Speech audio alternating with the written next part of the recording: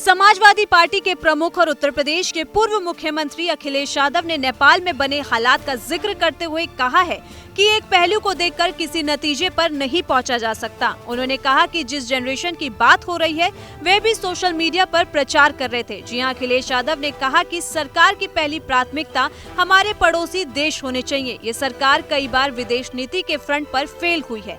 वे लखनऊ स्थित सपा कार्यालय में बैठकर पत्रकारों से बात कर रहे थे।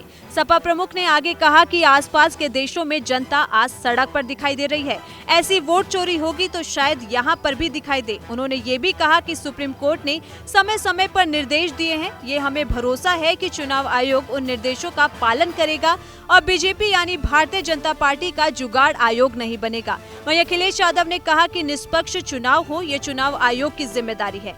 वोट चोरी बड़ा सवाल है और चुनाव आयोग को ये सुनिश्चित करना चाहिए कि इस तरह की वोट चोरी आगे से कहीं पर भी ना हो। वहीं संजीव बालियान की ओर से कॉन्स्टिट्यूशन क्लब चुनाव में अपनी ही पार्टी के साथी पर वोट चोरी के आरोप को लेकर उन्होंने कहा कि जिस तरह के चुनाव की बात वो कर रहे हैं वो अलग चुनाव है।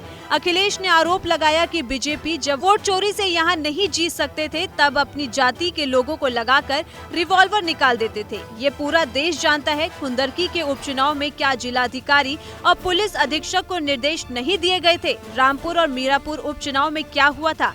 अखिलेश यादव लाल रंग की सिख पगड़ी पहन सिख समाज के लोगों के साथ प्रेस कॉन्फ्रेंस में पहुंचे थे।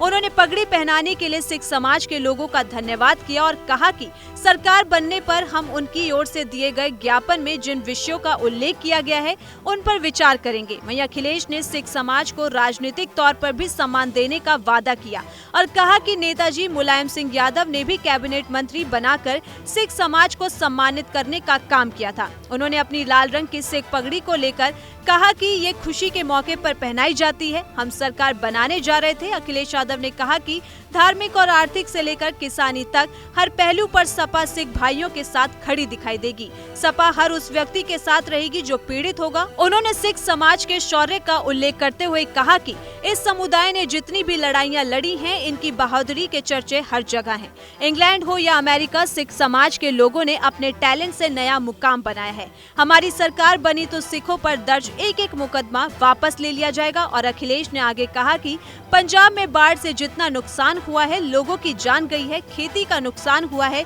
जानवर का नुकसान हुआ है। हमारी अपील है कि पूरी भरपाई होनी चाहिए। यूपी सरकार पर हमला बोलते हुए अखिलेश यादव ने कहा कि एक श्रीवास्तव परिवार में डॉक्टर ने गलत इंजेक्शन दे दिया जिससे जान चली गई। समय समय पर यूपी में स्वास्थ्य विभाग की लापरवाही की घटनाएं देखने को मिल रही हैं। अन्य विभागों में भी लूट मची हुई है। उन्होंने स्वास्थ्य विभाग के मंत्री यानी डिप्टी सीएम ब्रिजेश पाठक पर भी हमला बोला और कहा कि उनसे क्या ही उम्मीद करेंगे। अखिलेश ने कहा कि सैफई जैसी मेडिकल यूनिवर्सिटी खराब कर दी। KGMU से लोग कहां प्रोफेसर बन रहे हैं, लेकिन इन अस्पतालों की हालत क्या है? उन्होंने कहा कि बीजेपी की सरकार जब जाएगी स्वास्थ्य विभाग जो है तभी सही होगा।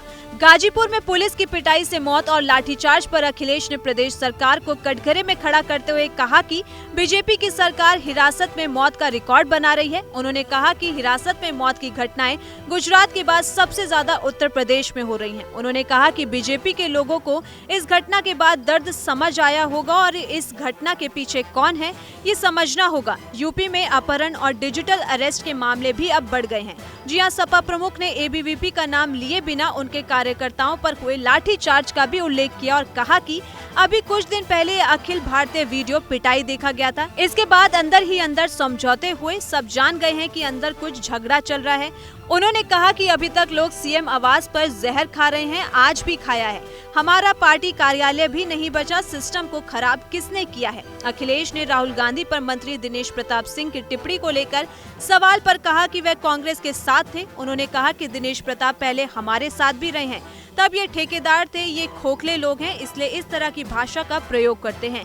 अखिलेश यादव ने बीजेपी पर तंज कसते हुए कहा कि बेबी रानी मौर्य जो है गवर्नर थी, उनको CM बनाने के लिए लाया गया था। उन्होंने कहा कि अब जो मुख्यमंत्री बने बेबी रानी मौर्य का वही अपमान कर रहे हैं। जी हां, अखिलेश यादव ने कहा कि IAS को अपने कमीशन के चक्कर में अंडरग्राउंड होना पड़ा। सपा प्रमुख ने महंगाई को लेकर तंज कसते हुए दिवाली तक और सोना खरीद लो, इसकी कीमतें 2 लाख के पार जा रही हैं। लगता है कोई सोना बहुत इकट्ठा कर रहा है।